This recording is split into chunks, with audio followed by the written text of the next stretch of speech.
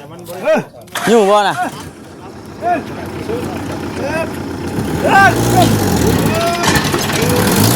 ลองเลยโอ้โอ้โหเลย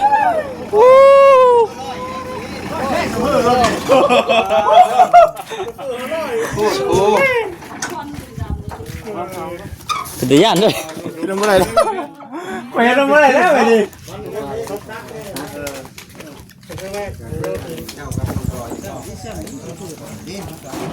นน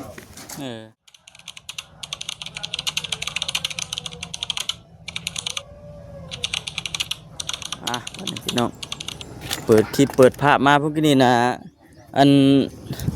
อยู่ที่ห้านอุปกรณ์ก่อสร้างพี่น้องเนาะแต่ว่าเปิดคลิปภาพมาอีกวันนี้เปิดคลิปมาอีกวันนี้ก็เพิ่นมาส่งฮอดที่ฮอดเฮือนทักทายสบายดีเด้อพี่น้องเด้อเนาะทักทายสบายดี FC กันเบิดทุกคน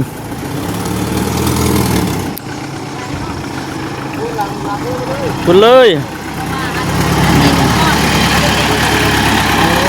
ขับเองลุยเองเลยเนาะ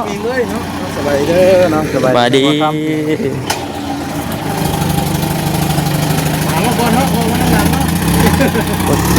พอยังบ่ทันมาป่ะ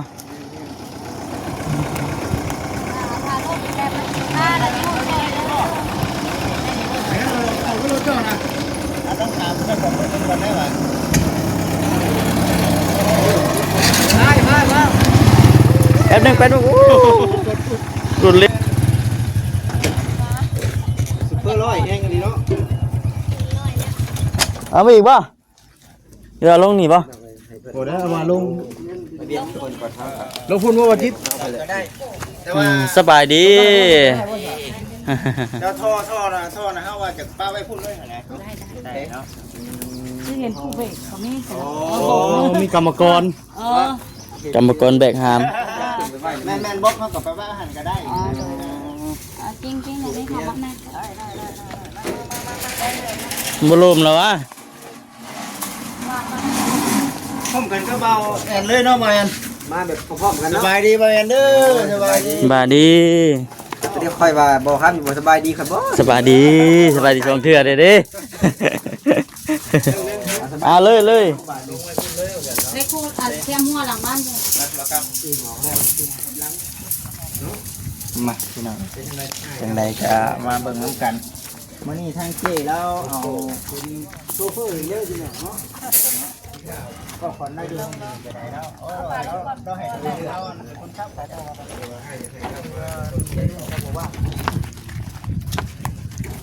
อันนี้150,000พุ่นเด้อพี่น้องเอ้ยนี่เนาะแผ่นหนึ่งเนาะ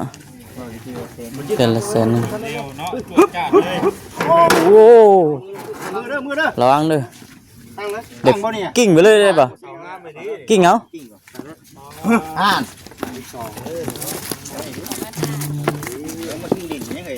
มากิ้งลิ้นไม่ได้ลิ้นเจ้าไหนจะนักกว่าเลยอะไรอย่างลิ้นเจ็ดพูนบ่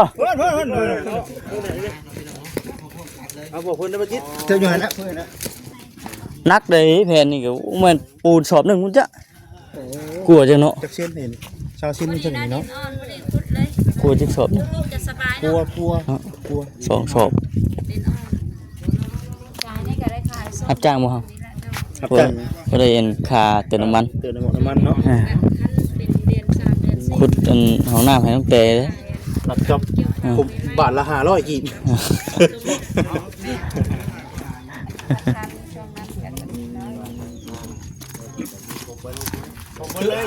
คือบอกเราเลยแหละคือบอกครับพูดไปพวกนี้ใกล้มันจากบัวหามไกลบล็อกเสาคือบ่ยังมันขับดินบวมยันดินบวมบ่เขาขับมาอีกนิดนึงนะเพราะจากหมูยุกไกลปานใดนะสบายจะได้เห็นกล้ามบ่จิตเนาะได้กล้ามเอาเป็นยังเถอะเนาะให้เรามีแต่คนกล้ามใหญ่อยู่พี่น้องเลยด้วยสักนะเนาะแพงเนาะจะมีดิได้งามหลายเนาะมันขนาดแหละติดไฟอยู่บ่ติดไฟบ่เนี่ยแล้วเนาะรออยู่บ่ย่องมาได้ ลังสิเริ่มรอ เจ้าก็คิดว่าเจ้าก็ได้อยู่ไหนก็บ่รอหรอกสิเราคนขี้ไล่สิก็สิดี โอ้โหหลังไอ้พุ่นอีกบ่ยังไง เราจะดูน้องเราลูกเองเนาะ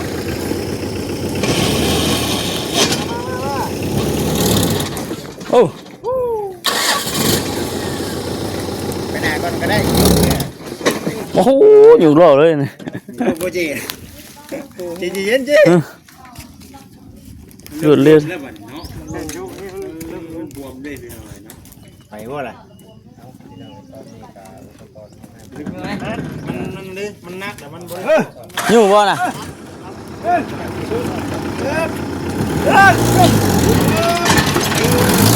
ลองเลยโอ้โอ้โหเลยโอ้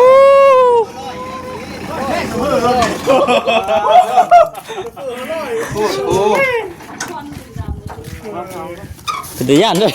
ทำอะไรไปทำอะไรแล้วไปดิ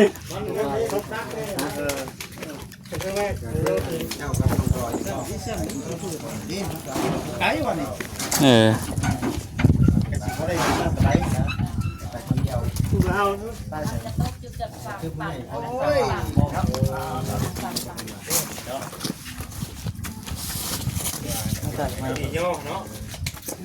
ตัวนี้จักแม็กก็ 2 เมตร เอาให้คุณโมจิตสาวนะ 2.50 เมตร ค่ะอยากโหลดลงน้อย ไปหันแล้ว เฮาขุดโหลดลงอย่างนั้นบ้างข้างหน้านี่2 เมตรแล้วสิโหลดข้างหลังโหลดเส้นๆถ้าก็โหลดลง อืม เสาหนา4 เมตรนี่ต้นเสาเท่าไหร่ ต้นละพัน ต้นละพัน โดย นี่ไหนที่ไหนวะ 12 32เห็นบ่ 2เป็นแบบไทยเป็น13 โอ้หลายที่นี่มันบอกเลย บล็อก โอ้ย เพิ่นลอง เออบ ล็อก350 สิได้เว้าได้เนาะความรักสำใด นักก็ดีนี่เด้อ ต้องพิสูจน์ นักใหญ่ อึบ บอกแค่ก่อน350ป่ะ ด้วย 350เนาะ เอาเงินอุปกรณ์ไม่ได้มาที่ได้บอก บ่ใช่ดิ แล้ว2คนเจ้าน่ะ บอกแตกได้ ต้นละคน เจ้าขึ้นดีๆแม่เจ้าจะขึ้นมาล่ะ ที่ได้เปิดนะเด้อใช่แล้วบอลบ่มาอยู่วันยุกันนี่นะลายเนาะ300ลายแล้วเนาะเนาะลายอยู่ไปนั่นว่า500เนาะ 300มัน350เหรอ เอาเด้อระวังเด้อเอาเป็นกำลังใจให้เด้อสู้ๆ มานะ เอาใหญ่ ๆบ่ได้ยุบเด่นๆยุบดี ยุกดีเลยเอาอยู่ดีได้บ่ได้เว้ยเอาเดี๋ยวเด้อ จับเล่นเลยนะ 1 เด้อ 2 3 อึบ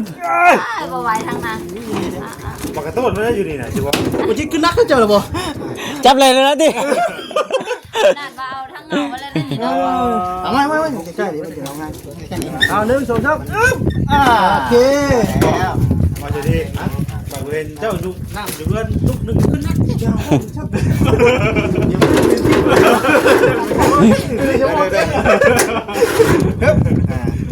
เดี๋ยวนี้เมียกว่าจีนเด้อ แผ่นนั้นมันจะ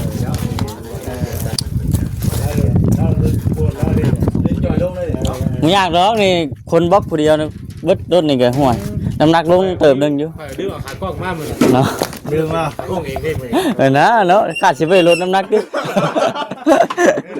ลืมมือหนาเขาจะลืมมือหนาอยู่ลืมมือหนาแต่ว่า ปล่อยบ่ไปเอาจิโร่อีกแล้วแบบ เราบอกแค่นี้ว่าจิต ตัวตุ้ยเยอะละ เนาะ ลองนี่เลย นี่ก็ได้ ป้าไว้หน้านี่ก็ได้เนาะ จะเอาไปเห็นอยู่เนาะ แม่เอาวิธีเผื่อลูกมันนี้ก็บุกก่อนได้ไม่ได้ถึงเลย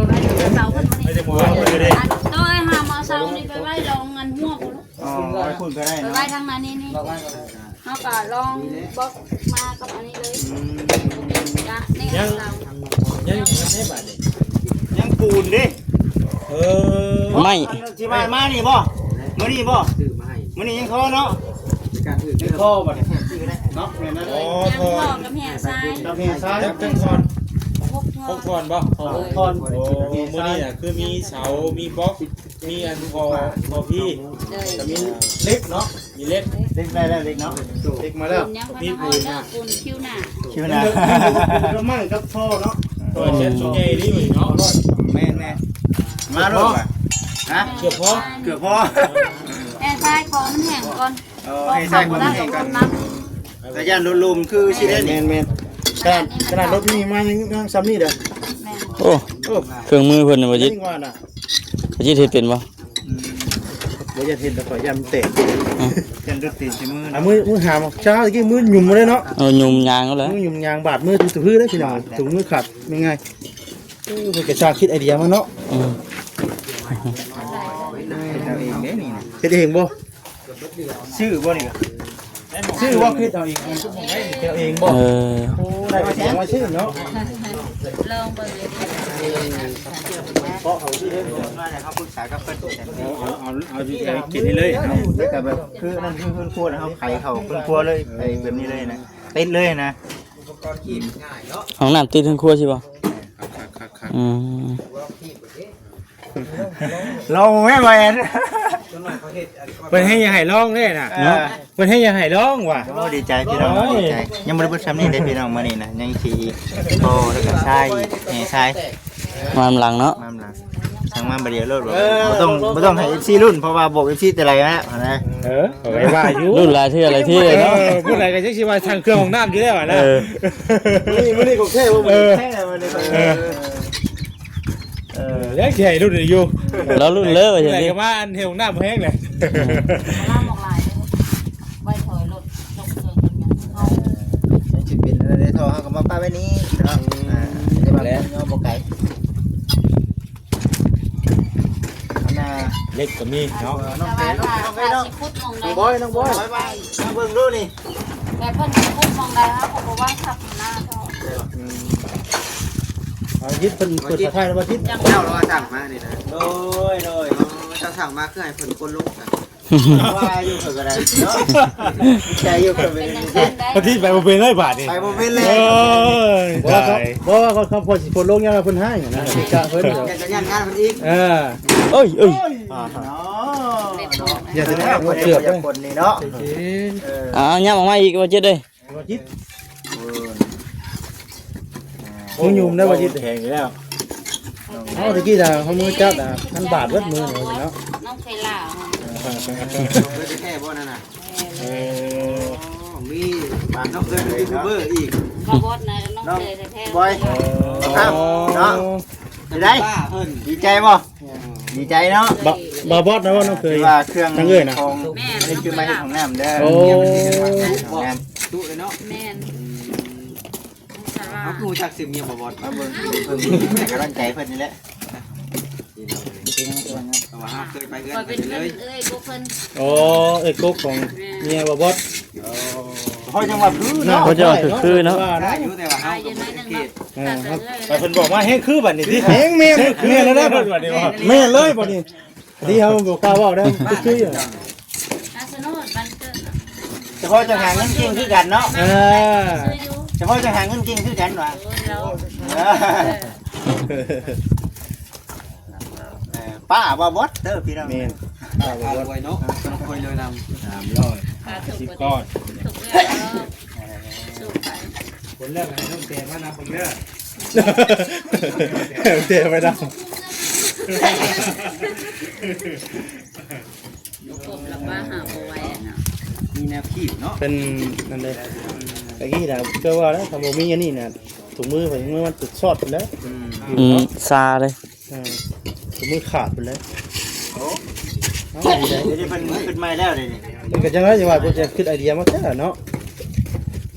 คันไม่ใช่สมมือกับสมมือชอดเนาะ ทำโมใส่กับบางมือบางแล้ว ก็ได้เข้ามา อันนี้เป็นจะก้อนมาทิศ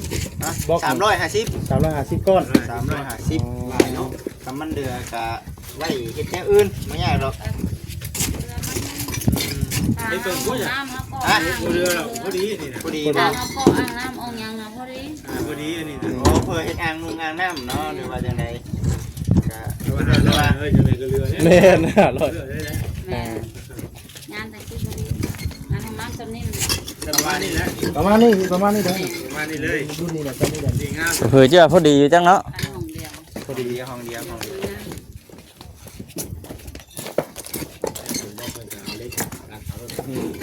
อัดมือเป็นไดเนาะ คิดลองงัดมันดูว่าคิดได้ก็เจอลองคิดดูจะลองดูคิดลองดู อุ่นเด้ มันต้องลองสองข้างเลยมันจะมันน่าขอนเด้อเอาเห็นทั้งละซ้อนละซ้อนเนี่ย ยังบ่ถือบ่ได้เนาะบ้านเนี่ยจะมีบนบ้านเป็นของ โอ้เอ็ดตัวพึ่งเลยเอ็ดพึ่งเลย เนาะ หน้าเด้งขึ้นก่อนเลย นี่ก้อยก็เอาลงแข็ง กินน้ำบ่ได้แล้วตัวนี้เนาะ โอ้เป็นโอ้ โอ้ ผมผ่านได้ยังเลยไม่จะไปย่อมก็หิวเนาะ เพิ่นพาเจ้าลองเมืองบ่จิต โมเมนต์ชุบดอกซี่ชุบดอกซี่ที่ไหนว่า บ่สิรีเป็นเอามึงดูบ่สิรี ฮะ เอามึงดู แมนนั่นแหละ เอาทองเบื้องบ่จิตเอาทองเบื้องมันนักคอนนี่พี่น่ะ รถได้ นี่เนาะ เอาลงเลยโอ้น้องลุงคือเลยมันสีใส่จิ้ม เออ ไอ้เน็บเลยเนาะ ต้องไปเน้น เผื่อหักกลุ่มปดนี่ก็ง่ายอีก ว่าเลยนะ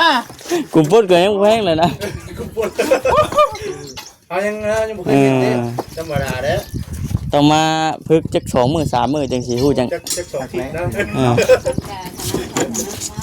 น่ะ เป็นเป็น ใช่ ว่าต้อง เนาะ บอก ก็ กัน ยังเห็นเพิ่นถือกล้องยัง ตลาดนี้หิวแล้วเนาะ เออ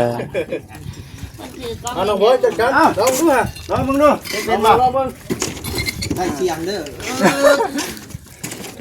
รับโอ้ยมันจะบ่เป็นได้อ่ะทำไมเราเคยได้เคย เนาะ เคยจะว่างานไปนี่ โอ้เอากินนี่คุกยังไม่เราคุกกินนี่น่ะ บาดเดียวคือได้เนาะบาดทอง อ่า เสียงซะเนาะบ่ได้คุก ได้อยู่แสนเนาะ ทำไมขอย่อค่ะไปเจอซิก่อน ว่าเด้อ จะจำกล้องเห็นไหม เจอดีบ่ที่บ่เขาบอกซื้อได้ดีบ่ซื้อแล้วกันว่าเป็นว่าเช้าขึ้นกันนะเป็นว่า เออ คือมาจะเอาคิดก้อนเหรอ ขึ้นชื่อ แต่ว่าไม่ได้แต่ว่าลงอินไม่ได้หรอคิดก้อนแต่ว่าอยู่ไม่ใช่แล้ว แหม ไม่ได้หรอกเนาะ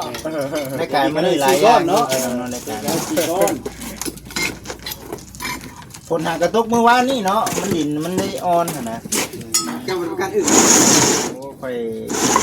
เมียกันนิดค่อยได้ร้านเติบได้พอได้ต้มนะโอ้เชื่อมือนะเชื่อมือ ลาบออก บอกกันแน่ต้มมาสู่กินเขาจะ เป็นว่าชื่อกินไงเชื่อ แม่นแล้วแหละ กินอื่นบ่ว่าคนมาหลอกกินอื่น กิน เคยชิว่านี่ได้เคยบ่คนขี้ไล่ไปค่อยนี่ใครแน่คนหลอกกินอื่นมันบ่สมควรนะใหญ่ๆก่อนบัดนี้ กินหมดเรื่องยังก็กินเลย เนาะกินก็แปะให้กินเลย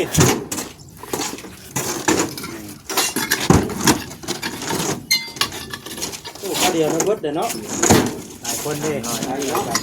คือมาได้สามัคคีสุพลังคุณว่าได้เนาะ จะช่วยเพิ่นอยู่พี่น้องเลยเนาะแต่ยันช่วยไปแห้งช้านะ อืม เพราะว่าเพิ่นกินแรงบูบอกเดี๋ยวเป็นการทางเพิ่นนั่นล่ะ นั่นเลยเป็นงานเป็นจัดเลย เพราะในเรื่องของน้ำของในนี่เดี๋ยวถ้าทั้งช้างมาเดี๋ยวเฮาปรึกษาหาด้วยกันมาอีกเพราะว่าเป้าหมายคือเฮาอยากตั้งบางนี้เดี๋ยวเฮาจะขุดบางใดอีกว่าซั่นนะเฮาก็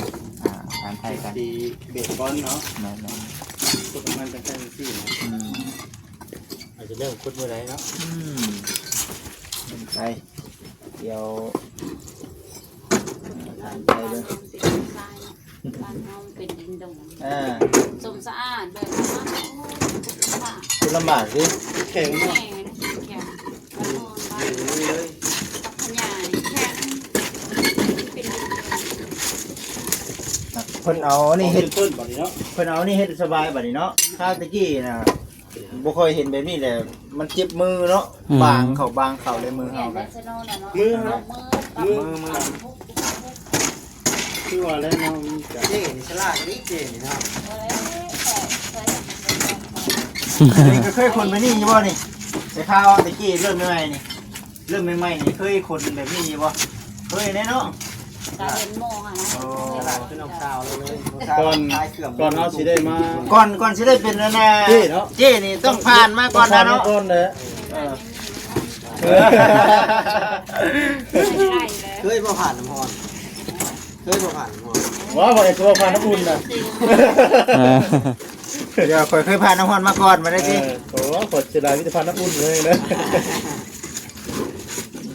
เพราะเขาอยู่กรรมมันเคยผ่านน้ำพรนะ อยู่อยู่แล้ว ได้มาเบิดนะ ลงมาเจ้านะ